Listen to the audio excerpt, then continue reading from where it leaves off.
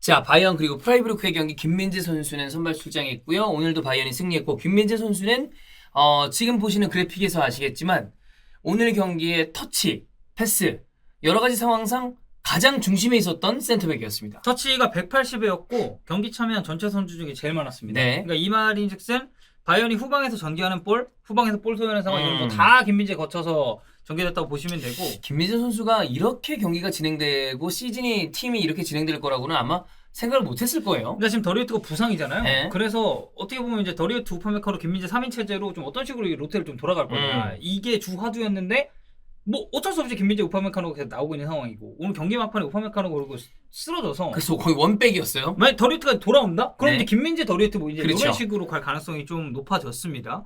사실 바이언 전체적인 경기력이 좋았고 프라이브루크가 너무 좀 가패를 당해서 이게 수비수 입장에서 뭔가를 막 김민재 이렇게 할 네. 만한 장면이 사실 많지는 않았어요. 근데 다만 아까 얘기했던 것처럼 상황상 이 그림 때문에 가장 많은 터치 우리가 패스맵 같은 거를 그리잖아요. 그럼 거기에서도 패스가 많고 그 위주로 터치가 진행되면 원이 커지죠. 네. 센터백인데 이렇게 커져 있는 그 그림을 볼 수가 있습니다. 그래서 이제 뭐 프라이브루크가 가끔씩 전방으로 전개하는 장면에서도 김민재 선수 제공권 너무 좋았고 뭐 인터셉트 끊긴 장면도 있었고 특히 제공권은 8번 경험했는데 다 이겼습니다.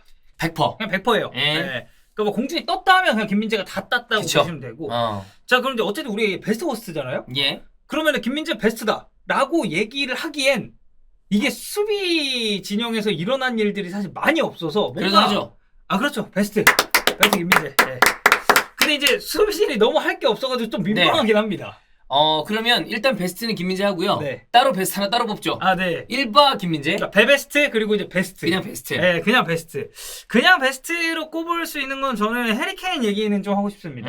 왜냐면 이거는 저는 투엘의 좀 전술적인 지시였다고 보긴 하는데 센터백이 이제 후방에서 볼을 잡았을 때 예. 보통 이제 키미와 고레츠카가 이제 앞쪽에 배치가 되잖아요. 그러면 고레츠카가 내려오기보다는 고레츠카가 올라갔어요. 되게 위쪽으로. 근데 저는 이거는 투엘이 지시를 한 거라고 생각을 하고 최대한 이제 고레츠카를 올렸으면서 공격 상황에서 그런 수적 우위도 확보를 했다라고 생각하는데 그러다 보니까 오히려 해리케인이 정말 그 우리가 토트넘에서 보던 것처럼 아래로 내려와서 내려오네. 풀어주는 움직임이 아주 많았습니다. 2, 3선, 뭐 3선까지 내려와서 하프라인 부분까지 계속 내려왔으니까. 그래서 공격 상황에서는 케인, 고레츠카 그리고 토마스 밀러까지 네. 이 앞지역의 포켓 공간 활용하는 움직임이 정말 좋았다고 봤고 이게 밀러가 있었기 때문에 저는 케인이 이만큼 더 내려올 수 있었다고 봐요. 오늘은 이제 이전 경기들에서는 좀 시간이 얼마 안 남았을 때 들어가는 경우가 있었습니다만 오늘은 확보가 좀 많이 됐으니까. 그러니까 밀러가 전방에 있다 보니까 케인이 내려와도 전방 숫자를 확보할 수 있었던 예. 바이언이고 케인이 볼 순환에 좀 도움을 주면서 그러니까 후방 빌드업을 할 때 그러니까 후방에서 패스 작업이 있을 때도 케인이 내려오면서 선택지를 조금 늘려주는 역할을 저는 굉장히 잘 해줬다고 봅니다. 그죠. 그러니까 투엘이 이전에도 이런 걸 시도한 적이 없는 건 아닌데 오늘 경기에서는 전반적으로 경기력도 좋았고 프라이브루크를 상대로 좀 시종일과 몰아치는 경기였다 보니까 이거는 케인의 역할이 저는 조금 더 돋보일 수 있었다라는 생각이 듭니다.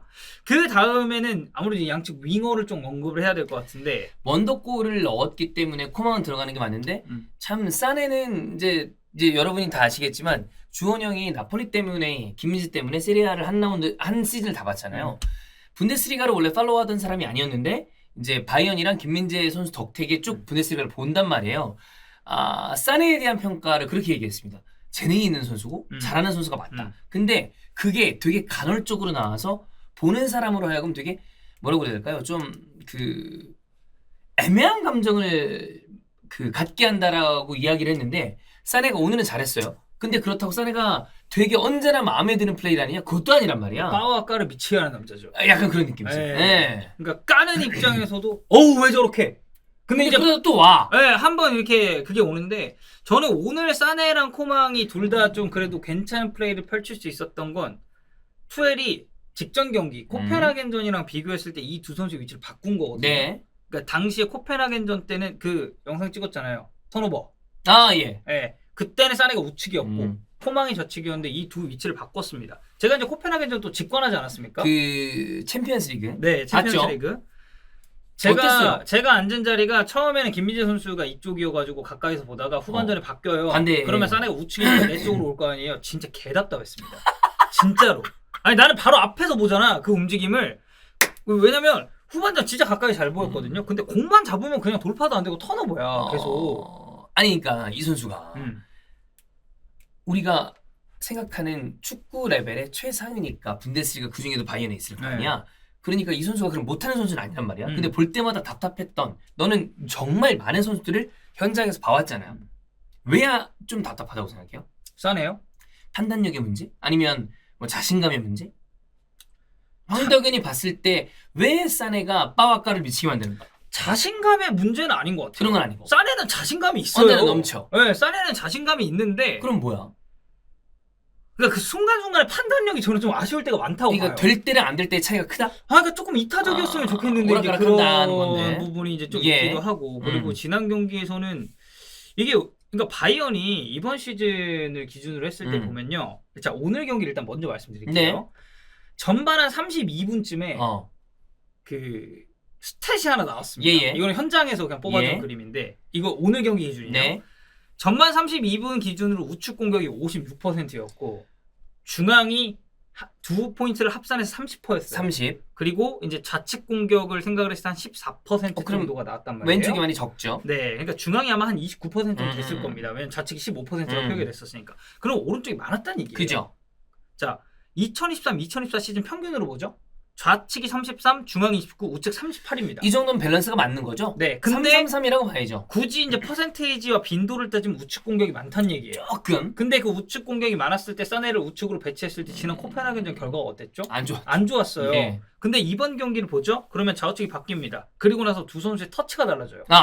사네가 코펜하겐전에 터치를 82회를 했습니다. 예. 근데 오늘 경기에서는 59회를 했고 코망은 코펜하겐전에서 58회를 했습니다. 근데 오늘 71회를 했어요. 사네는 주로 코만 늘었네. 그러니까 코망 쪽에서 우측 공격을 조금 더 풀어나가면서 터치를 늘리고 사네 쪽에 오히려 이제 터치 횟수가 줄었죠. 네. 결과적으로 놓고 봤을 때는. 그러면 우측 위주에서 코망을 중심으로 해서 공격 전개를 가져가고 사네 쪽에 이제 그 빈 공간을 더 열어주는 느낌의 플레이가 오늘 좀 나왔고 이 터치 줄어들었다는 것도 저는 이거는 좀 꽤나 의미 있는 지표라고 보고 있고 공간이 생기다 보니까 사네도 조금 더 적극적으로 플레이를 했고 사실 이제 케인과 연계하면서 그런 이제 들어가는 장면들도 꽤 있었고 또 좌내로 나왔을 때 중앙지향적인 움직임이 나오는 경우도 꽤 있어요. 예. 그래서 저는 이 둘의 위치를 바꾼 게 결국에는 투엘 입장에서 굉장히 좋은 수가 됐다라고 생각을 했습니다. 뭐 좀 더 길게 봐야 되겠습니다만 어쨌든 네. 근데 이제 제가 이제 개인적으로 사네 플레이를 보면서 좀 느끼는 건 좀 열심히 뛰었으면 좋겠어요.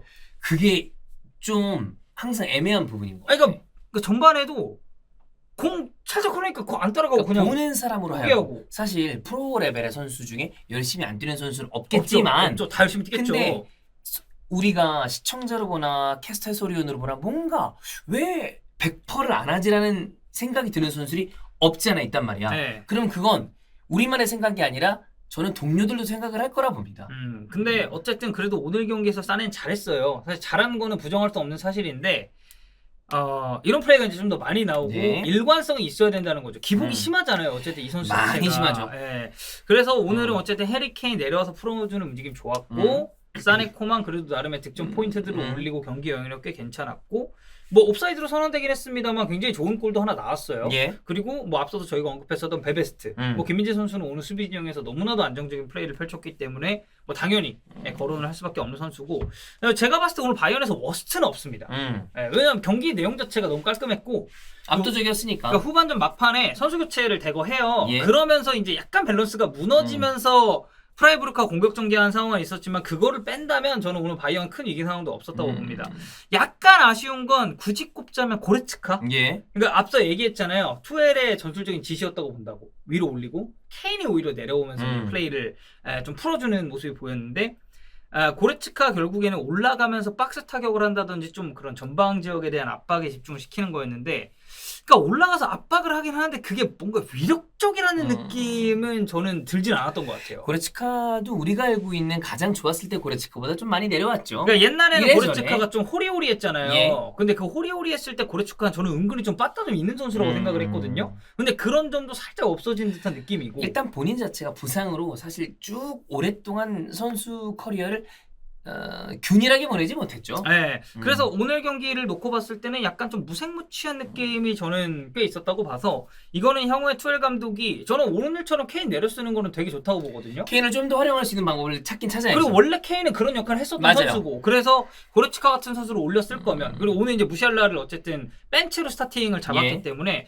그 선수들 간의 동선 정리를 어떻게 하느냐 그리고 이제 좌뇌와 우망 우망. 네. 이제 우내 좌망일 때는 좀 별로였으니까. 예. 그래서 이 선수들 간의 그 위치도 오늘 경기를 어떻게 보면 기점 그러니까 이런 경기가 보면 프라이브루카 오신 스타트가 별로 안 좋거든요.